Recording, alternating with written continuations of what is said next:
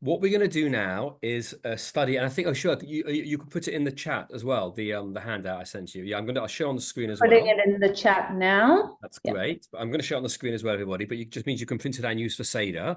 And it seems like I've broken the golden rule by starting here, because the golden rule is no conversations after the meal. See, I don't know how you do your Seders, but the conversations happen in the first half. But in the second half, after the meal, it's all about singing, right? And I don't think you can stop before Echad Mi Yodeya, which we're going to study tonight, and say, oh, I've got this little presentation that I learned from Rabbi Zarum, and spend half an hour doing that when people are looking at their watches and thinking, oh, I'm only a few minutes from the end of the Seder. So I will show you that actually the time to talk about this on your Seder night, if you want to, will be much earlier. And we're going to look at the actual origin of Echad Mi Yodeya. I'm going to show you exactly where it comes from, because it's really fascinating when you discover it. And then I'm going to turn the whole thing into a political conversation of all night long about the future of Israel, which took place 2,000 years ago, and we're still having today. So that's the plan for today. I hope it'll make sense. I'll definitely finish in advance to give you time for questions, but you can ask questions in the chat as you go through. But let me share the handout. This is an unusual class. I've got a number of classes about Pesach, but this was a really fun one when I researched it, and we'll see what you think. So here we go. What's the origins of Echad Mi Yodeya? Right? Who knows one? We all know the famous song. The first time it appeared was in the Prague Haggadah in 1590, along with Haggadah. And it seems like just a fun counting memory song to do at the end of the Seder. And that's very nice. But who wrote it? When was it written? Was it? And it wasn't originally written, it seems, for Pesach. There's nothing Pesach about it. Even Haggadah has got a bit of a feel of Pesach because it's got a kind of a kid, which relates to the Paschal lamb. But who knows why? And there's nothing Pesach about it. None of the numbers are actually related to Pesach either. So why do we sing it on Seder night? What's its origin? How far back does it go? Well, I'm going to show you the original, literally the original. But before I get there, I need a little detour so that you understand why. Now, it seems weird, but trust me, and I'll explain to you why. This is the bit of the Seder I want to focus on for a moment, the 5 rabbis. You know, the earlier bit where the 5 rabbis sit and discuss, this is near the beginning of the Seder. They're discussing all night long, and their students come in and remind them, right? The story of the 5 rabbis in Bnei Barak. So this is the place you will discover, which is the origin of Echad Mi Yodeya. And you'll say, well, why? It's nothing to do with it, but let me explain and you'll see how it goes. Okay, so this is the famous story, as you know. It's the story of Rabbi Eliezer, Rabbi Yoshua, Rabbi Azar ben Azar, and Rabbi Akiva, and Rabbi Tarfon, these 5 rabbis. And they were actually part of they were reclining in Bnei Barak. Now, they all had different centers of rabbinic authority. It was Rabbi Akiva that lived in Bnei Barak. So they're all going to his house. That's what's going on. They all get together at his house. This is like 1st century Israel, to discuss the Seder. And they're discussing it all night long until their pupils come in, famously. And they say, Rabbeinu, right? His pupils come and say, Rabbi, it's time to say the Shema. It's time to daven shacharit. Now, I'm going to show you there's a lot more to this story than meets the eye. First of all, as I've shown you here, Rabbi Akiva's academy was in Bnei Barak. We know that from the Talmud. But the thing is, he was not the head of the Sanhedrin. He was not the leader of the Jewish community in Israel. That was Rabbi Yehuda Rabban Gamliel, who was the first Nasi, right, after the temple was destroyed by the Romans, which is the same period. And there's amazingly so it's not in the Mishnah, Tosefta, you see the source over here. Tosefta is like the bits that were left out of the Mishnah. So, Rabbi Yehuda Nasi edited the Mishnah in the 2nd century. He edited the Oral Law into its full collection, which we study to this day, and then the Gemara was based on that. But the bits that weren't included in the Mishnah, the notes, were called the Tosefta. And that's studied when you're studying Talmud. And you know what? There's another story there which is similar, which is also people learning. Look at this. It happened that Rabban Gamliel and the elders were reclining in the house of Buthius ben Zonin at Lod, and they were occupied in studying the laws of Pesach all night. So you see, there was another Seder going on.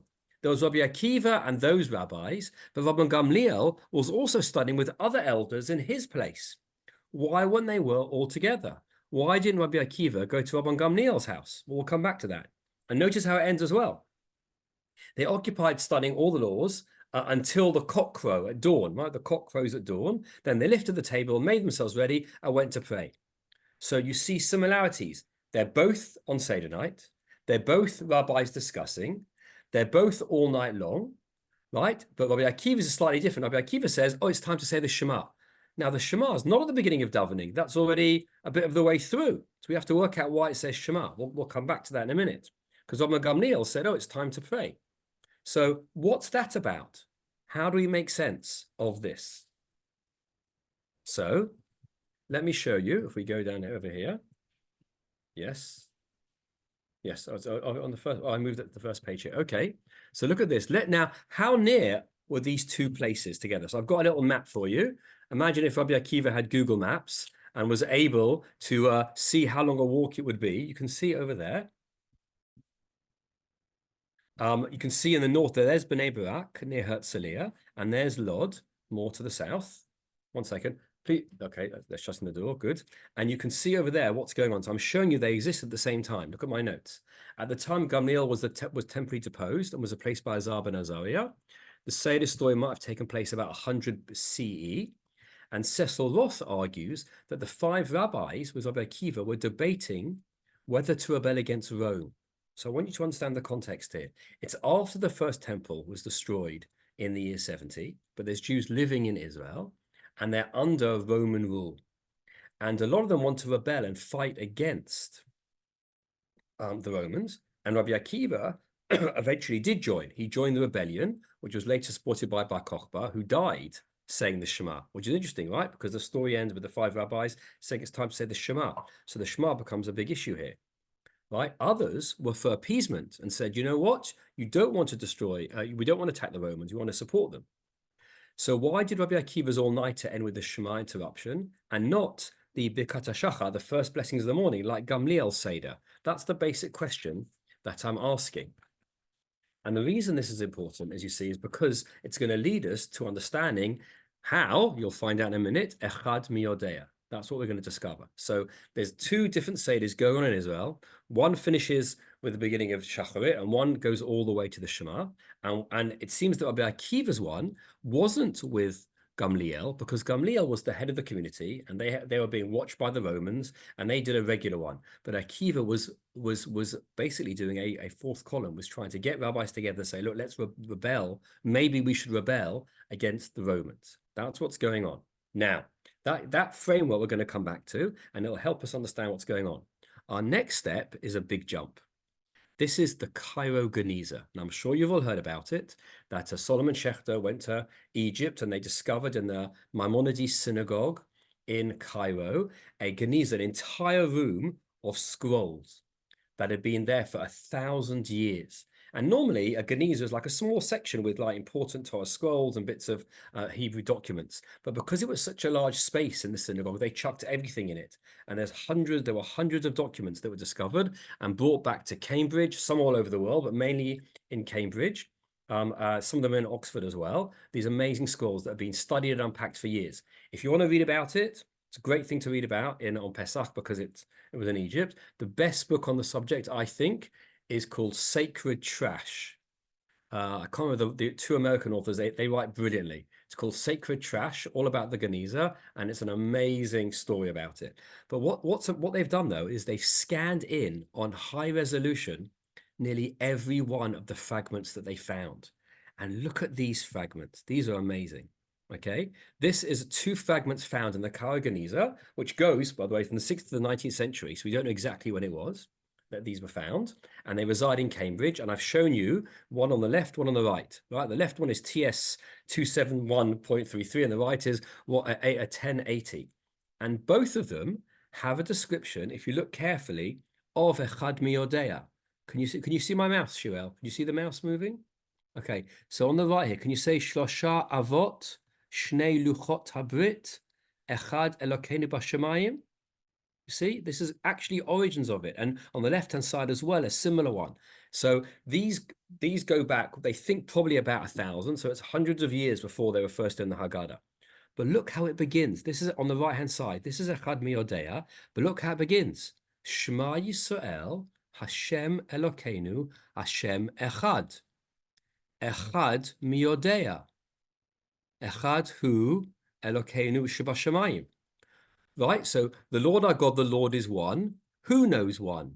One is the God in heaven. Who knows two? This is the real origin of Echad Mi Yodeya. It was a riff on the Shema. That's what it actually is. If you scroll down, right? I wasn't the first to notice this. Many have mentioned this, but I found the original ones in the Genizah. You can see they put them back and they put them in a plastic cover with a blue background and a kind of sewn around, and they've scanned them in. And if you look underneath here, what I've done is I've printed out, I've typed out what you saw in that one above here. This is what it is. Shema Yisrael Hashem Elokeinu Hashem Echad. And anytime there's a slight difference to what we're used to, I put it over here. Okay, so you know what? Let's just remind you about Echad Mi Yodeya. Normally we know it, so I've got it over here, right? This was the original. Who know? And you know, it's the last verse I'm going to do with you. So we're going through all of them. You know, you go 1 and then 1, 2, and then 1, 2, 3. So this is 1 to 13. So Echad Mi Yodeya. Who knows 1? Echad Mi Yodeya. Echad 1. I know 1. Right? 1 is the God in the heavens. Right? Who knows 2? I know 2. 2 is the tablets. And then I've just jumping, right? So 3 is the patriarchs, 4 is the matriarchs, 5 is the books of the Torah, 6 is the orders of the Mishnah, 7 are the days of Shabbos, 8 are the days till circumcision, 9 are the moons until birth, because it's like 9 months. Asar Devaya, 10 of the 10 commandments, which are spoken, 11 of the stars in Joseph's dream, 12 Shiftaya, 12 of the tribes, and 13 of the attributes of God. You know, we say when we open the Ark on Yom Kippur, Hashem, Hashem, Kamachal v'Chanun, those are the attributes about God again, which is kind of like number 1, which is also God. So these are the 13, as I said, nothing to do with Pesach, and it turns out that they are basically a commentary on the Shema.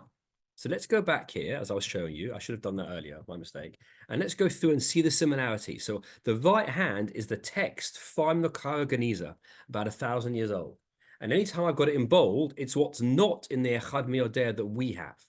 Right? So all the changes. So Shema Yisrael Hashem Elokeinu Hashem Echad, the Lord our God, the Lord is one. Now we say Echad Mi Yodeya, 2 different words. Mi, who, Yodeya. But here it's squashed into one. Mi Yodeya. Who knows? Echad, now we say Echad Ani Yodeya, 1 I know. But the original was Echad Hu Yodeya, he knows 1. 1 is the God Bashamayim in the heavens. We said Bashamayim Va'aretz. We hear it just says in the heavens. So basically what's going on is it's saying, look, I know 1 is God because it says in the Torah, Shema Yisrael Hashem Elokeinu Hashem Echad. God is 1. So then the question becomes, well, what's 2? If God is 1, what's 2? And this is a midrash on the Shema. 2 are the tablets of stone. Okay. And then I jump now because it shows you when it goes from 12. Who knows 12? 12 of the tribes, 11 of the brothers of Joseph and Joseph's dream, 10 of the commandments, 9 of the moons of the womb, 8 of circumcision, 7 of the Shabboses. It's quite similar. 6 of the books of the Mishnah, 5 of the books of the Torah, 4 of the matriarchs, 3 of the patriarchs, 2 of the tablets, and God is in the heavens. Not the heavens and the earth, but in the heavens. So it's very similar. This is the origin of the Shema. Look at my notes underneath. So Echad Mi Yodeya is an outgrowth of the Shema. And the song is asking, if you know that 1 is God, then do you know the other numbers too? Right? And it's been suggested that based on the 5 rabbis, the very end of the Seder is when it is time to say the Shema. So we end the Seder. See, here's the thing. The 5 rabbis learned all night long until they got to the Shema. So the Seder really ends with the Shema, right? Because the students came in and said, it's time to say the Shema. So we end the Seder with a song, Echad Mi Yodeya, based on the Shema, that reminds us that the time to recite the Shema will soon arrive. Do you get that? So that's why Echad Mi Yodeya is at the end on Seder. That's why they put it on Seder night. It's a commentary on the Shema. The Shema is the way the 5 rabbis ended their Seder. So we end our Seder with the Shema by mentioning this song. But we missed out the first line. It got cut, which is interesting. So that's the origin of it. Now, we'll have to work out why did they stop at 13, but we'll do that in a minute. I think I'll do that at the end. Yes. Why did they stop at 13? We'll do that later on. But I want to add to this. Because I want to follow Rabbi Akiva's approach. I'm just checking the notes here. If you've got any questions, I know there's none there. Okay.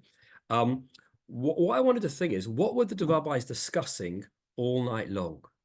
Right? We've just said that according to Cecil Roth, the historian, they were discussing about, should we rebel against the Romans? It was Seder night. They were discussing the political future of the state of Israel. Very relevant to us now. because that's what you're going to be doing Seder night. I guarantee every one of your Seders, I'm going to unshare at the moment just to see your faces, but I know every one of our Seders, we are going to be talking about the political situation in Israel. How can we not? Is Iran going to attack again? Is Israel going to go into Rafah? Will the hostages make it home? Will there be rebellions in the West Bank? We all know that's what we're discussing, the real issues of the state of Israel today. And that's what Rabbi Akiva and the rabbis were discussing that night as well. Should we rebel against the Romans? Should we, find a guy like Bar Kokhba to fight against them? Should we just go along with it? Should we pray to God? What's going to be? But here's my theory. If it's based on Echad Mi Yodeya, then maybe the origins of Echad Mi Yodeya are actually what they discussed that night.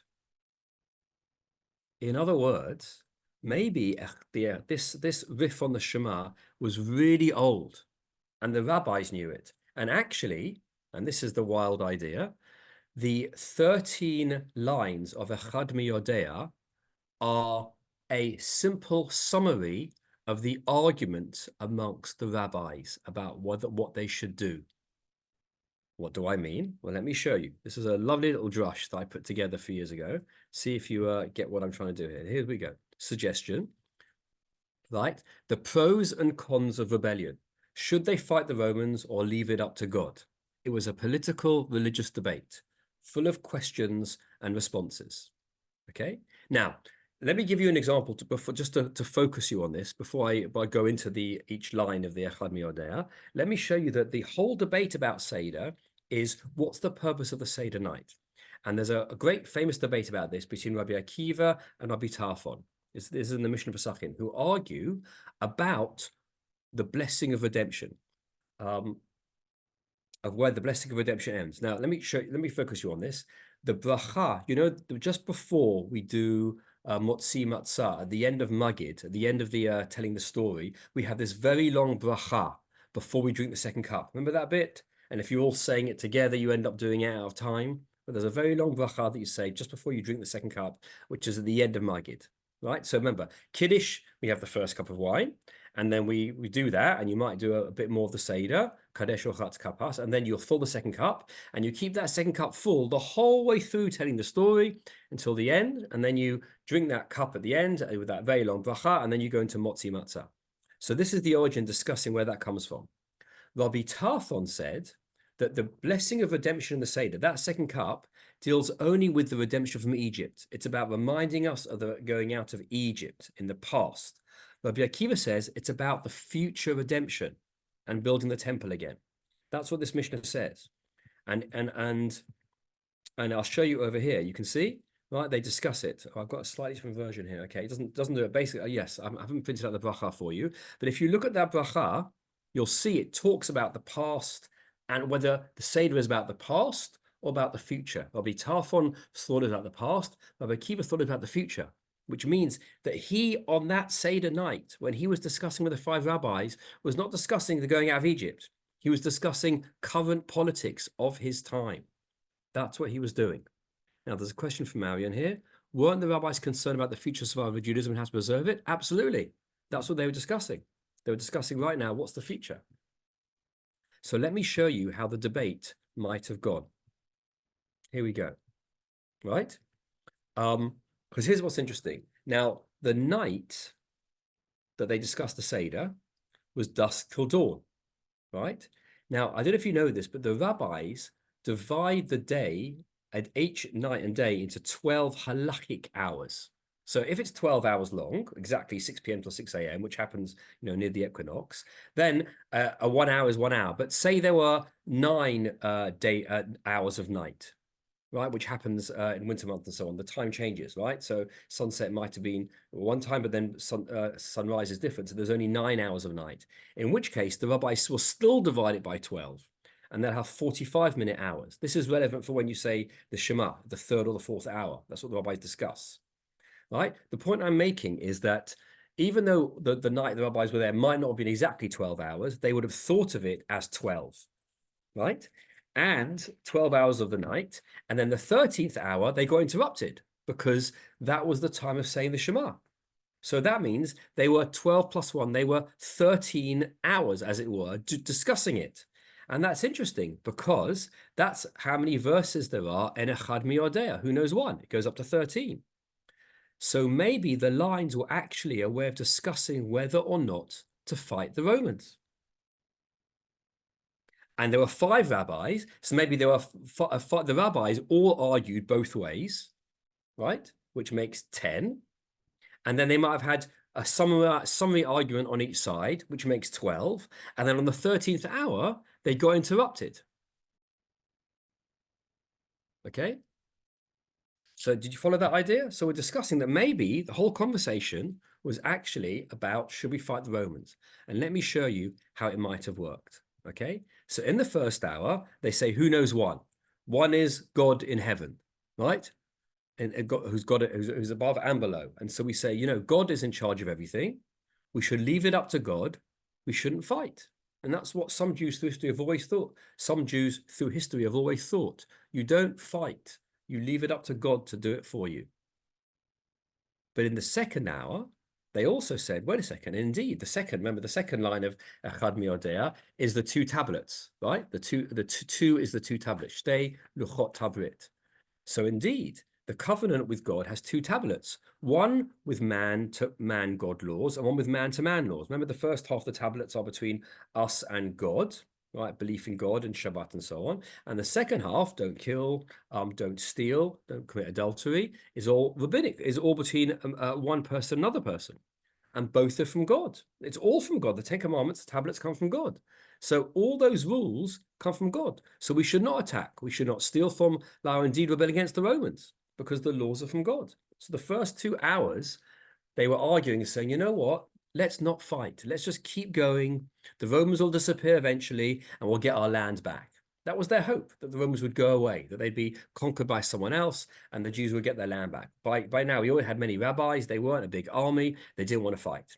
So the first 2 hours, they say, don't fight. Then the argument swung the other way. In the third hour, what's number 3? Shlosha Avot, 3 other patriarchs. And the rabbi said, what about Abraham, Isaac, and Jacob? They all fought those trying to, they all fought those trying to take things from them. The wells, Lot, their wives, let's fight. Abraham was a fighter. He had a major battle. And Isaac got his land, and Jacob's sons had to fight as well. So we learned from the patriarchs, you have to stand up for what you want and you have to make a fight. So maybe in the third hour, the rabbi said, you know what, let's fight the Romans.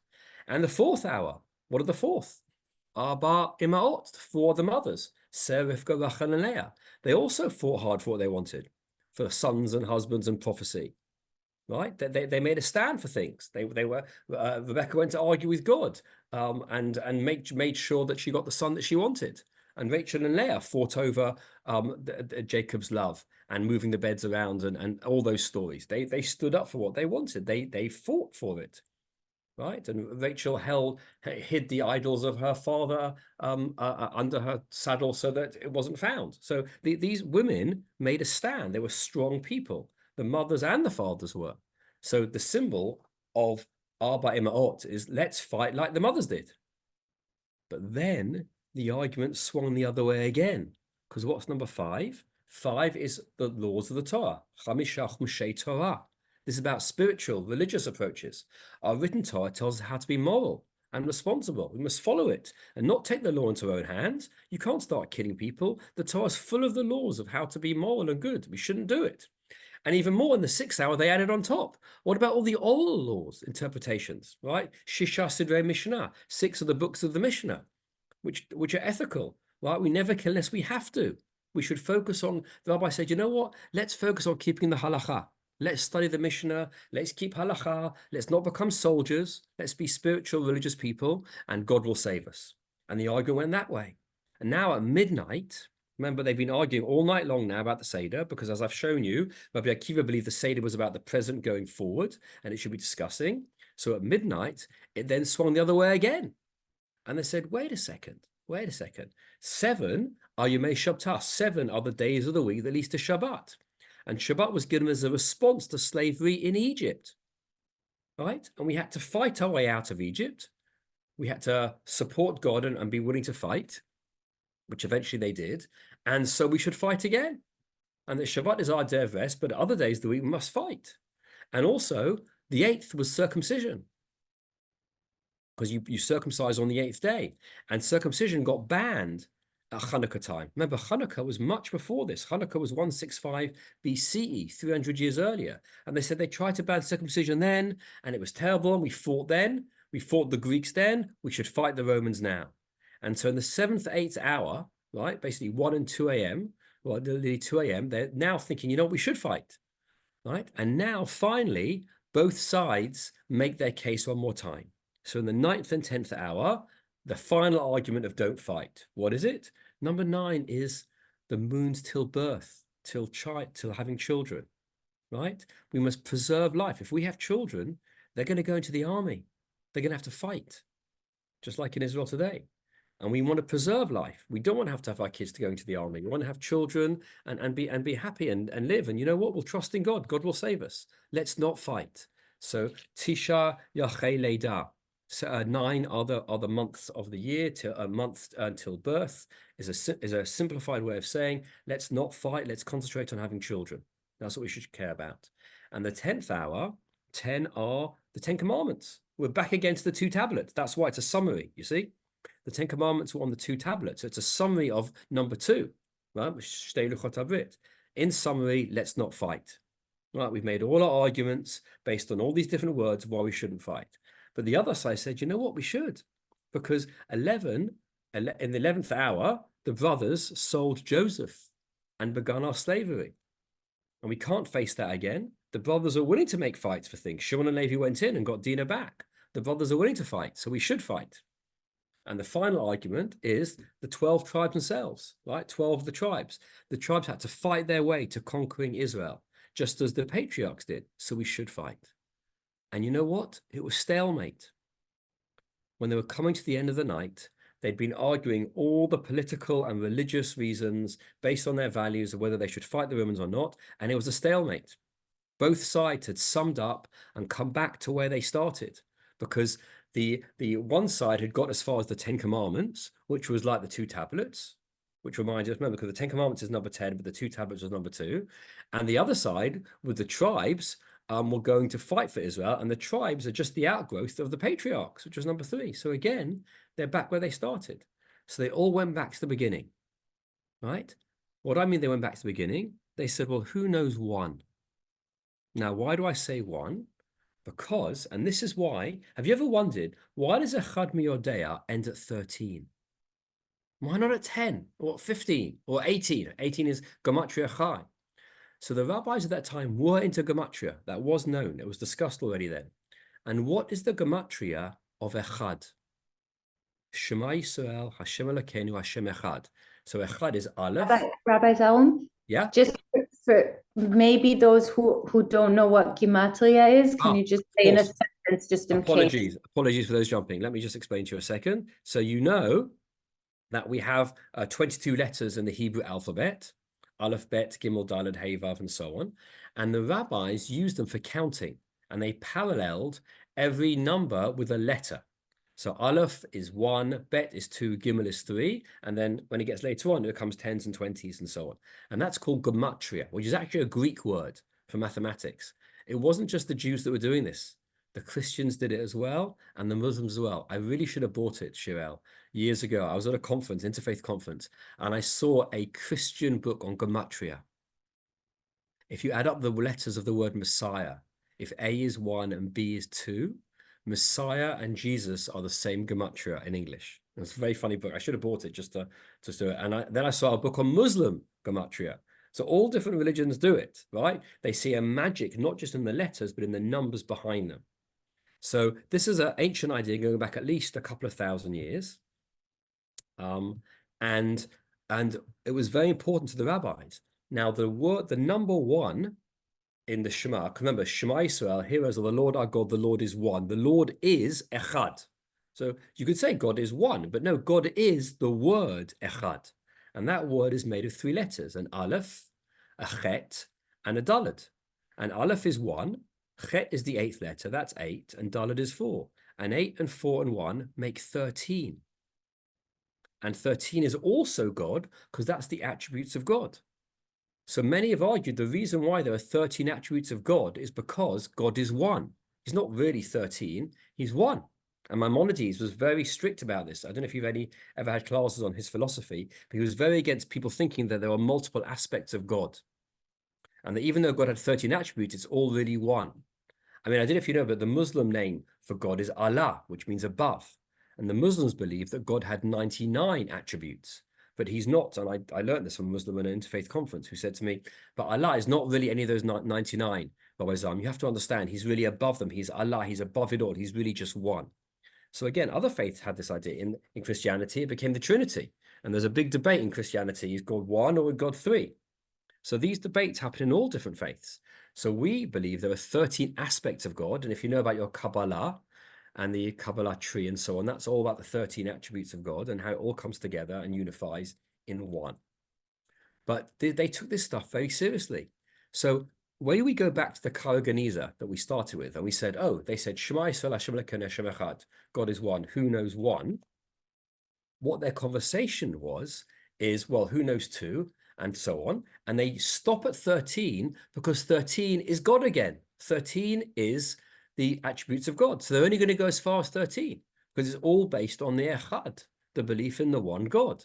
And that's why it works as a commentary on the Shema. That's how it works, you see? So you've got it over here. So what would God do? So that's the final stage. Now, the Gematria of 1 is 13, as I've shown you. The Gematria of the number 1, Echad, is 13. And in the Torah, God gave a self-description of the 13 attributes of God. Oh, I don't have it on this version that I sent you. Oh, I didn't print it over here. I've got a different version where I printed it out. But basically, the 13 attributes of God, as you know, God is merciful. I've got it over here. We imitate the attributes of God. He's merciful, slow to anger. And therefore, the implication is we shouldn't fight. But also, God will understand and forgive what we do because God is forgiving. So maybe we should fight. And in fact, the last of the 13 attributes is that God forgives crime and sin and iniquity and clears, but does ultimately punish people. So the question is, they left it up to God in that last hour. They tried to work out what is the right thing to do. Should we fight or should we not fight? And just when they were getting to their last hour, their pupils came in and said, rabbis, it's time to stop. It's time to say the Shema. And now you understand why. Remember, there was that other Seder night of Rabban Gamliel when they were discussing things until Shachar, it's time to pray. Why in this version of the 5 rabbis does it end with the Shema? Because it's all about the Shema. That's what it's really about. The whole discussion of the 5 rabbis, and let's just go back to that. The whole discussion of the 5 rabbis, I'm arguing over here, is about the nature of the Shema, right? It's time to say the Shema, the nature of the one God, and should we fight the Romans? And we've given arguments all the way through Echad Mi Yodeya. On one hand, we should fight. On the other hand, we shouldn't fight. And by ending with the Shema, we're saying that let's look at the 13 attributes of God and the 13 different ways of looking at these numbers, and we finally get back to God again. And does God agree that we should fight or we shouldn't fight? And that's a question that we ask. And you know what, my friends? It's a question we ask today in Israel, because there's a debate of what is saving the Jewish people to this day. Now, you might say, well, obviously, Rabbi Zarum, it's the Israeli army. And on one level, it is. But also, the prayers that we have are very important. And the soldiers themselves see it in that way. But if you get too extreme with that, you end up with the separated ultra-Orthodox community that believes that only because of them is the war being won, and they don't need to fight in the army. And on the other hand, you have the very extreme secular Israelis who say it's nothing to do with God. It's all about the power of the state of Israel. And that is the issue that's underlying a lot of the challenges in Israel today as well. How much of it is up to God and how much of it is up to us? Do we fight or do we not fight? And it's not just about religiousness. It's also about the moral questions as well. How do we fight? Do we just go in and do what we want to do? Or do we have a moral responsibility to really be careful and really care what's going on? That's the challenge that's going on in Israel to this day. How do we remain moral? and reasonable when we do what we do. You all know the famous line of Golda Meir when she said to Anwar Sadat, she said, "I can forgive you for attacking and trying to fight us in wars, but I can't forgive you for making us fight you," because it meant that there was killing on both sides, which was a very sad thing. So the moral challenge of a battle mean that there's the military aspect of it and the religious moral aspect of it, and the two balance together. And that's what the rabbis were discussing all night long. And that, I'm going to suggest, is the origin of Echad Mi Yodeya. And that's why I end on the handout at the bottom here, where I say the following. So what should we do? Right? They said, the rabbi said at that point, and just then the students will walk in and say, it's time to say the Shema, to say Echad. And the argument was never resolved. They never worked out what to do. Now, afterwards, a few years later, Rabbi Akiva decided, I'm going to ignore the rabbis and I'm going to support Bar Kokhba and rebel against the Romans. And you know what the rabbi said to him? Akiva, you're wrong. You will die and worms will go through your skull, it says in the Talmud. And in fact, Akiva did fight with Bar Kokhba and the rebellion failed. It did fail, although eventually the Romans did leave. So sometimes it's right to rebel and to fight. Sometimes it isn't. It's not clear. And the argument goes on to this day. So who knows one, who knows two is really a conversation about the future of the Jewish people. And I've shown it you coming, and that it comes directly from the Cairo Genizah over here. The actual text you can see here, this 1,000-year-old text, Shema Yisrael, Hashem Elokeinu, Hashem Echad, Echad Mi Yodeya. And that's where it comes from. And I want to tell you, actually, and I'll finish with this and take questions. I'll finish with this. Actually, it's the same word in Hebrew that talks about these two different things. What do I mean? When you hear the Prime Minister of Israel talking about security, they'll say the most important thing is bitachon.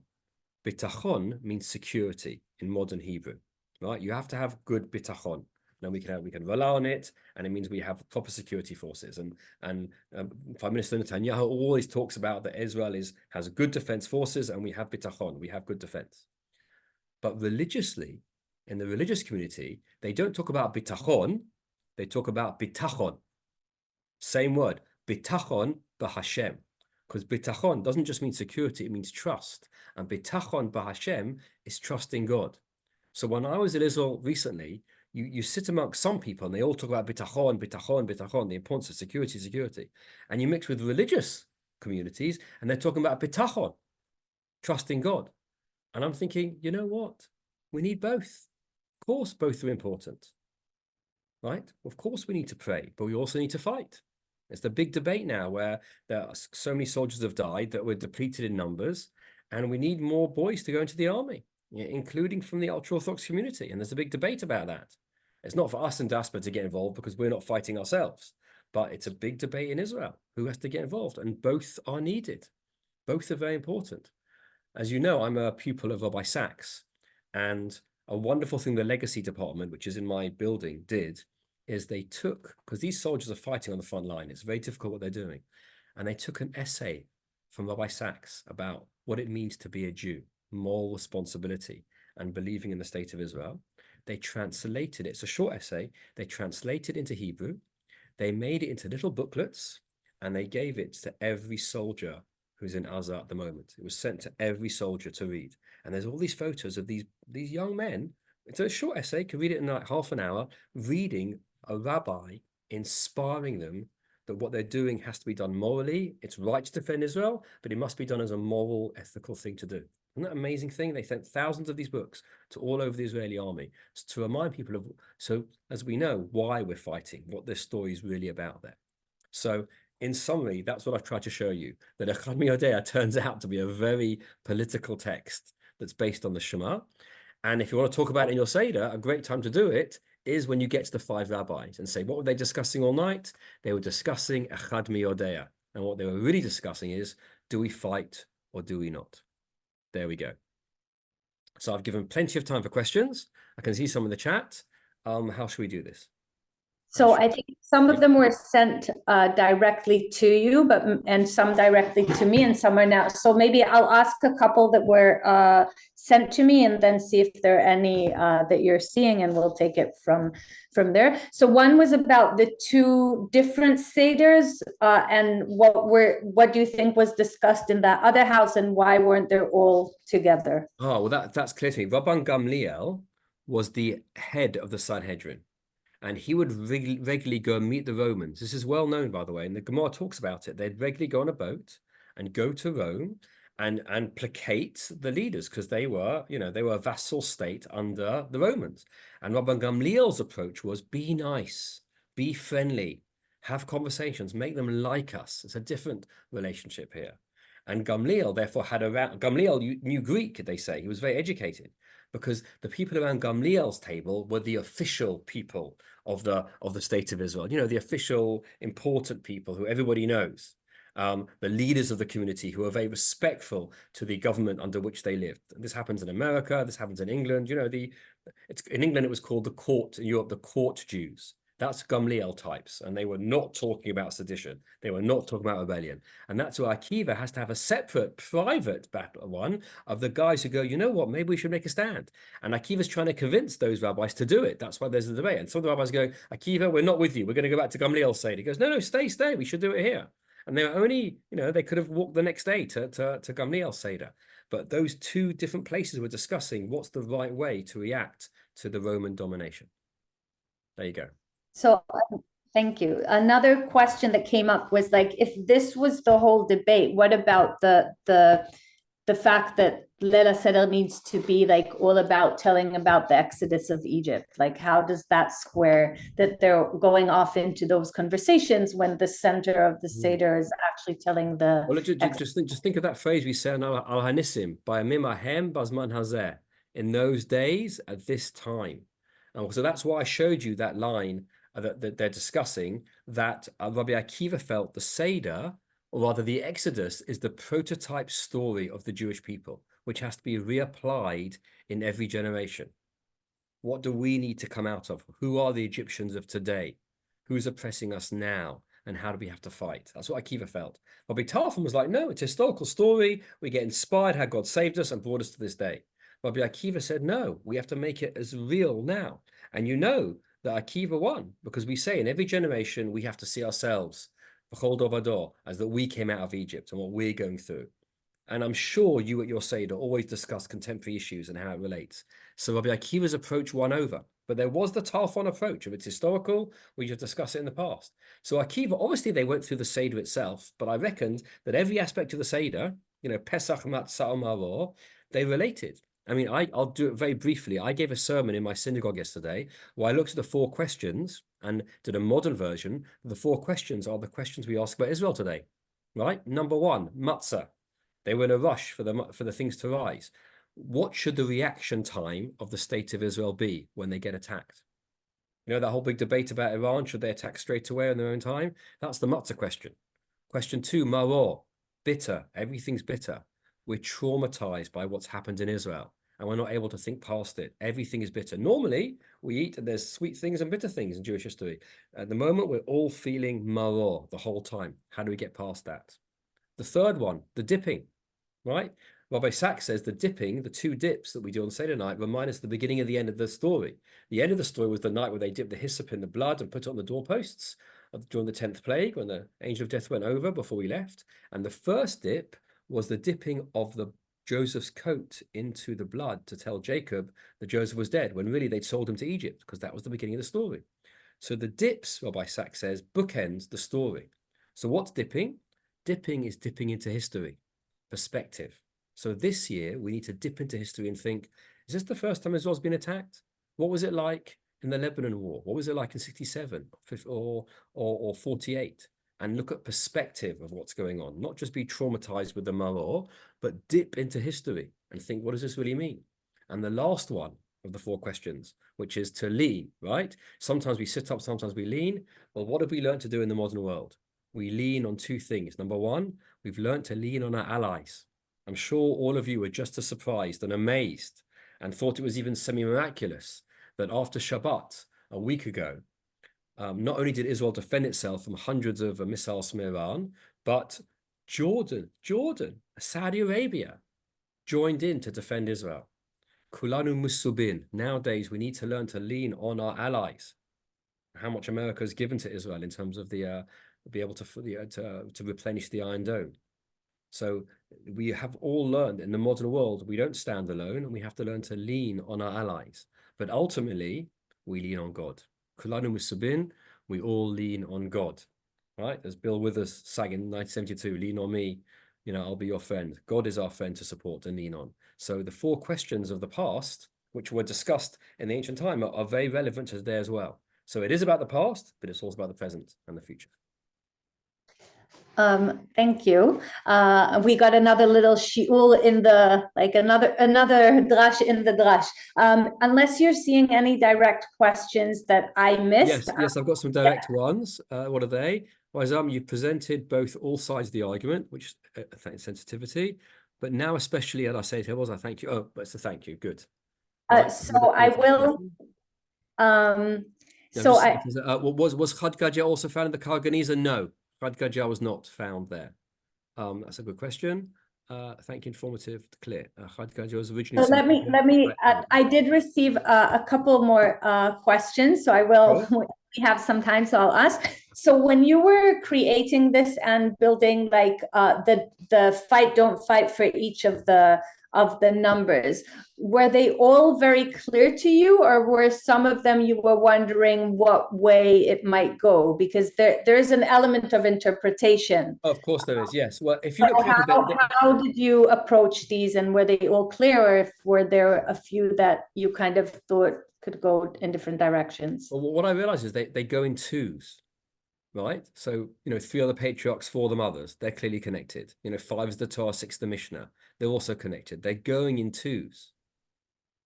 And so the way I see it is that you had these 5 rabbis, and you had 2 on one side and 2 on the other, and they're kind of back against each other. And Akiva is trying to push them to go one way or the other. Now, that's what I feel is going on. So that's why I felt it worked in that way. And again, I don't know the elements of the discussion, the particulars, but for me, that's how it read to me. And, especially what mothers or families say, I don't want to have to send my son to the army. Let this be the last war, they would sing in Israel, right? So some things stood out more and some things fitted together. I've got a whole other interpretation of Echad Mi Yodeya, which involves lots of mathematics and triangles, but that's another thing which builds on this, but it'd be too much to give you a big headache if I tried to do that as well. But I do feel that a lot of it fits together well. And the key is this, Shirel, when I saw the Cairo Genizah, that blew me away, because I knew this is the origin of Echad, it's the true origin of it. And why it ends on 13 is so clear, because Echad is the Gematria of 13. So that cycle of that. And then when you realize that the 5 rabbis were discussing the Shema, then it makes perfect sense. The Seder ends with them discussing a song which is about the Shema, which harks back, because a lot of these later songs are really just elaborations of things that are earlier. And so it made sense, and it was much easier to fit together the debate. I've got a whole other separate class on Haggadah, but that's another story. It's good we have Pesach once a year. Yes. Yes. Well, we have it twice in Dasper, Shirel. We have 2 Seders. Oh, that is right. That don't know how you do that one. Last, I think, but not least, there was a question if you'd be able to send us also what you said about the 4 questions and the way you related them to now. Well, I can't. Well, I don't have it on a handout. I recorded a 20-minute video about it, but it's zipped up. If I send you a zip, can you unpack it and work on it? It's one of those WeTransfer things. I'll figure it out with you.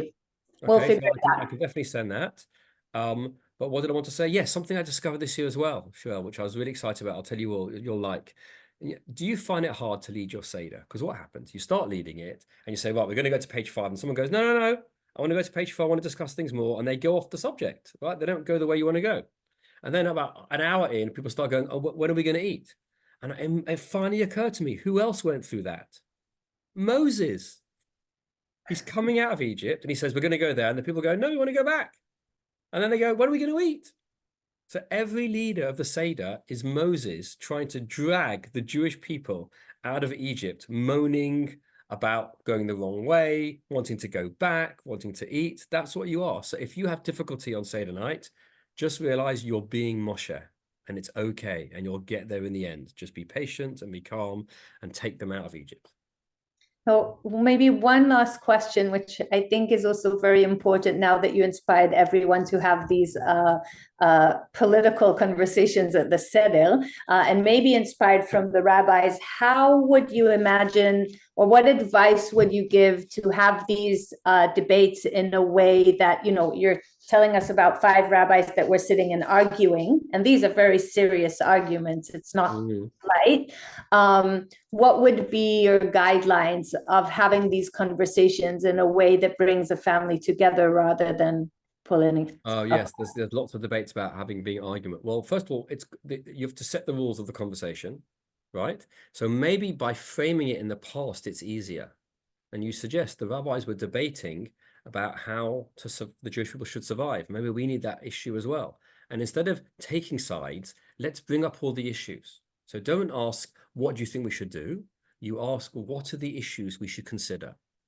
And realize that all the Jewish people should be involved. Rabbi Sacks, my teacher, would always say, Rafi, if your solution does not involve all the Jewish people, it's not a solution. We've got to take everybody with us. So let's realize the issues. Let's realize the feelings of the families of the hostages, who all they want is to bring them home. And if that means stopping the war, right? If that means ceasefire, then they'll do that. Now, you might not agree yourself, but respect that that's their feeling. On the other hand, respect the feeling of people going, the advisors who are saying, listen, if you don't wipe out Hamas, this is going to come back worse. So bring up all the issues so we're all more educated. The aim is not to convince, in one line, the aim is not to convince, the aim is to educate. So we understand much better all the different points of view. That's the key of Seder night. You're not trying to convince people of your opinions. You're trying to explain different ideas so they have wider ideas. We can think more clearly. That's always my approach, to educate much more. And in fact, that's why I mentioned that's what this book, Questioning Belief, is all about opening up subjects and discussing them. And 2 of the chapters are about Seder, about Pesach. One chapter is about, did the Exodus happen historically? How can we prove that it happened, if we can at all? And one whole chapter about slavery. Why does the Torah allow slavery? An interesting question as well. So anything can be discussed at Seder night if it's done in a respectful way, where you're not trying to convince, but you're trying to have a conversation, a respectful conversation, to be more educated. Thank you very, very much. I think it's lovely to have 2 options for those of us who want to dive head on into the debate. We have Echad Mi Yodeya. For those of us who want a different angle, we have your book. So you're giving us both the options. Thank you very, very much. Thank you everyone for being with us. I hope you have a beautiful Seder and you find a way to have honest conversations that bring you together and help you see more clearly and insightfully and with an open heart and mind. And thank you, Rabbi Rafi, for taking us through this. It's my pleasure. I hope you have a wonderful Seder. I hope you all make it out of Egypt, even if only for a few hours, because we've all got a bit of Egypt inside us. And I hope for peace in Israel, and that, you know, innocent people aren't hurt, and that Israel can also defend itself, and that we have a bright future going forward. So I know Israel is in all our hearts at the moment as we do our Seder, but may it be a meaningful one for all of you, for all of your family, for all the Jewish people, and to be a blessing for the world. Amen. Amen. Toda rabba. Thank you, everyone. Chag Sameach. Chag Sameach. Chag Sameach to you all. Have a great one. Well over the matzah, as they say.